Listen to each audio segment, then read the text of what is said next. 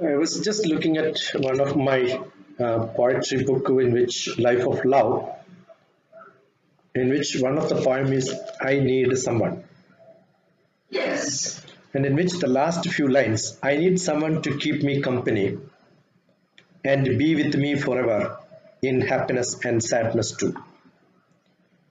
I think we have a lot of people who are in company with us for different purposes, but rarely we see somebody who the association, the company extends for longer time, and we can meet them. The other day I was in Saudi Arabia and I met one of the principals of one of those schools whom I never met. I was just meeting on the first time, but she felt that I am with her for long years because there was a big tragedy at home. It was me who gave some few words of console. So she was mentioning it to many of her friends and saying, "You were all there, but he made large difference and few words which really impacted my life." So sometimes it's how you deal with people, and you don't have to keep them for longer time, as Hamid was telling. Nadim was telling, you don't have to keep them for longer time. It could be very short. But when you meet next time, you feel as if you were there with them or they were with you all throughout your life. And no complaints. We accept them as they are. Yeah, we should not ask them why you did not talk to me. Actually, we should ask ourselves why I did not talk to them. Right. There were many instances. Many instances where probably I did not travel out of Hyderabad. I couldn't meet most of my friends, but I'm sure we are still in contact. We must thank the facility of seeing them, connecting them, talking to them on WhatsApp or maybe on Zoom or Gmeet. We used to have our old colleagues alumni meet, but we have done it online. So it's as if we are talking to them the time when we were colleagues in the same mood, the same style. We could speak to them. So I think the quality matters. I have a fun of looking at old proverbs, and there is a good proverb which I wanted to rewrite, which says familiarity breeds contempt. So I keep saying it is not familiarity breeds contempt. The familiarity breeds love. I think friendship is not with a purpose, not with a goal. It could be for some people, it could be like that. But I think a real friendship is without any specific reason. I need not have any reason to keep my um, primary classmate for last 50 years. He is not in the field where I am. I'm basically a scientist. I'm a mathematician. I'm a teacher. I keep meeting every day. At least 10 people contact me for counseling, talking to them, understanding their subject. Few of them will become friends overnight. So actually, it could be a physical. Seeing somebody, we feel, oh, this person is known to me for a long time for no reason. So there is a physical rhythm, biorhythm. There is a frequency in which all of us can match each other. So we get attracted somebody, or maybe sometime I am traveling in a bus and somebody comes and sits close to me. I feel, oh, he should not have been with me for no reason. That is because we have a biorhythm which doesn't match each other. So physical matching, probably looking at somebody, I feel, oh, attracted. I feel talking to them. Go for a mile extra for talking to them, getting introduced. All that is possible. And nothing. I know only he is there and I am here. So I want to talk to them. That's it. So it's just a physical. It could be a small children to elderly people. It's not because gender difference or maybe age difference. We feel like talking to them. That's it. And second could be like just now Mashle was telling, it's an emotional frequency. So I have an emotional frequency which exactly matches with someone. We feel like talking to them when I'm in real trouble. So it doesn't happen to everyone. The emotional biorhythm has to be matched so that they feel relaxed when I am with them for no reason. Actually, I am not greater They are not lover, but they feel comfortable, or I may feel comfortable going to somebody, right? And the other one, like Nadine is telling, it's like an intellectual. I have a goal, I have something to study. So there is an intellectual frequency which matches. So I love mathematics, there is somebody else who loves mathematics, so let us sit together. But that doesn't have any emotional bondage. That I may not like him by look, but he is a great maths teacher, so I love him. That's it. So it's only an intellectual match. And another one is a social match. We work in same politics, so I have to be with my leader, I have to be with my subordinate. I'm in an office, I run an organization. So it's like a social bondage which we create, and there is a friendship for a purpose, nothing great. And probably I think we get matched with, most of us get matched at the highest level, which is at the spiritual level. So if the spiritual level, when we match us, it doesn't matter physical. He doesn't look very great. But I still love him. That's because there is some match which happens. It is not that he gave a great compassion to me, but there is something in him which has not come out, and I'm sure it is going to come after some time. So we will wait for a long time, right? And intellectually, he is not a mathematician, but he will tell me how to solve maths. So it is not because he has got great knowledge. It is not that he is working with me for a social cause. So I'm a spiritual master from Himalayan tradition from India. So we believe people come to us because we have got an aura which gets attracted to people, and then they come to us. So it goes beyond the physical, emotional, intellectual, and social, right? So that, without any condition, without filtering, I can use words like Carla was telling, I can yell at somebody, I can scold somebody, but still they love me so much because they know, oh, this person is with me. So it's not a emotional perturbance which creates enmity. I think all other relationship we have to be very careful in using words. But in real friendship, there is no filtering of words. I can speak the way I think, and the other person understands it. Maybe they will also speak the other way, but next moment we can hug each other and say, I love you and love you. That's it. Right. So friendship is a much bigger, wider spectrum than all other relationships. That's what I believe. Yes, yes. You need not. Yeah. You can look at people and then feel, yeah. Yeah, this person is close to me, or this person is going to come to me after some time. It happens. Yeah.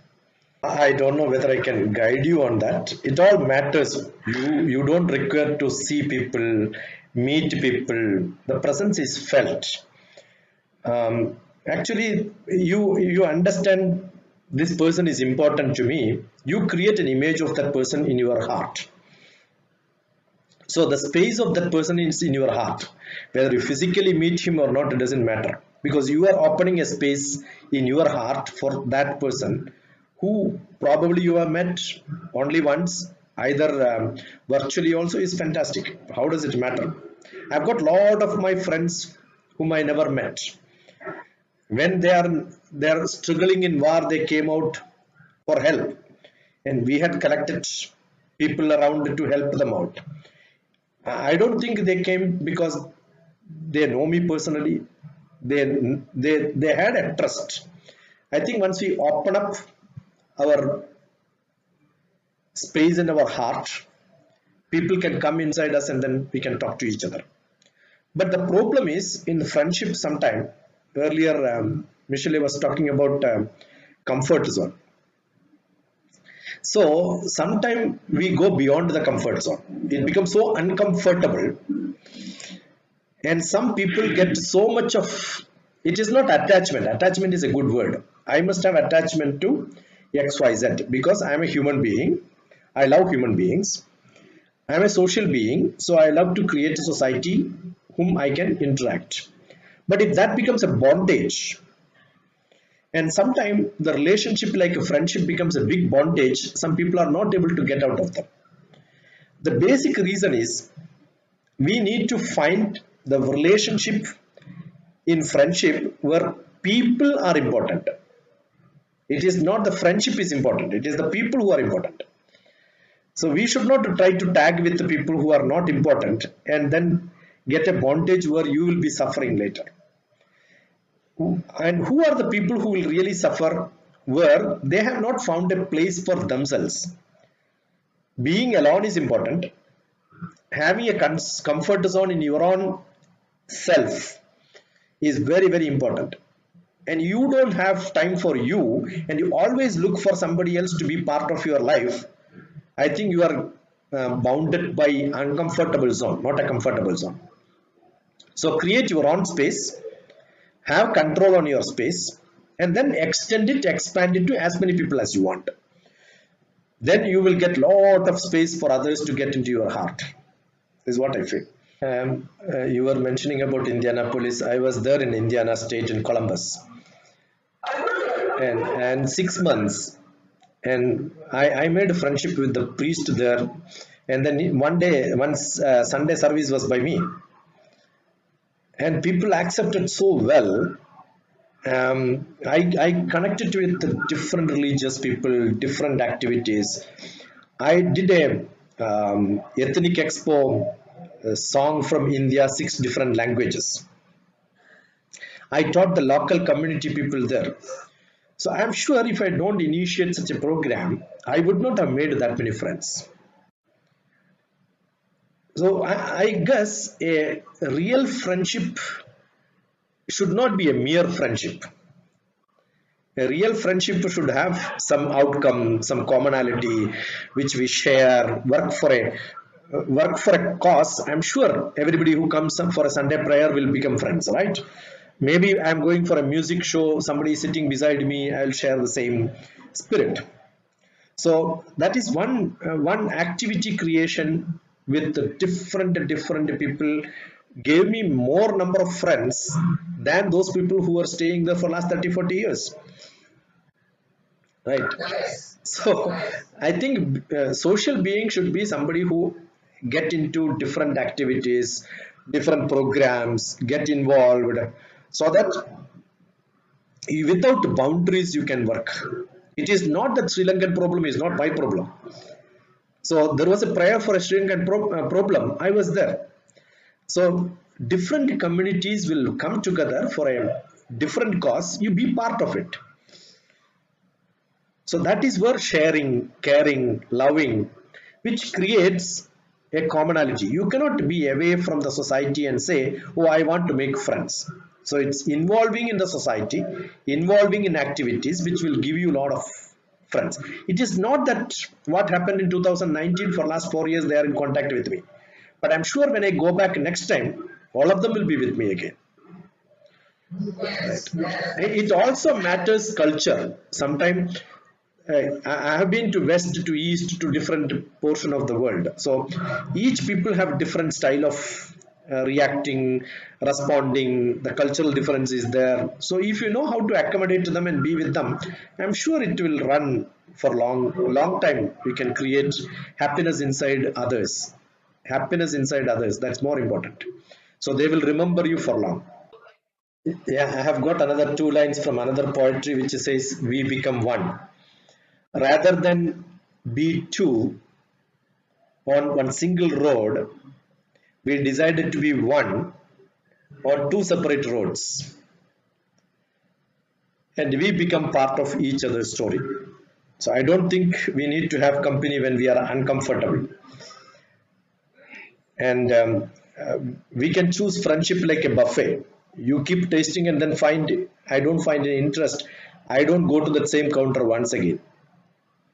Right? We spend more time with the counter where we really have something which is tastier. So world has got a lot of opportunities. I think it's not one single person where I have to hold and then say, oh, I lost my friend. I keep saying when somebody says I lost my friend, plenty of them are out, right? You can choose anyone from out. So I don't think we need to be worried about choosing friends and then becoming bounded. We also keep growing, so it's not the same friends we had in the childhood is there with us now. So the growth path, physical, emotional, intellectual, social, spiritual, we keep looking at different options and then choose what is with us for a long time for different reasons. That's what I'm saying.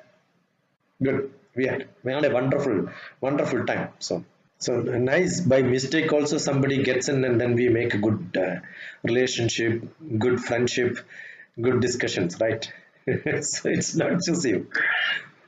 think let us all be friends for long.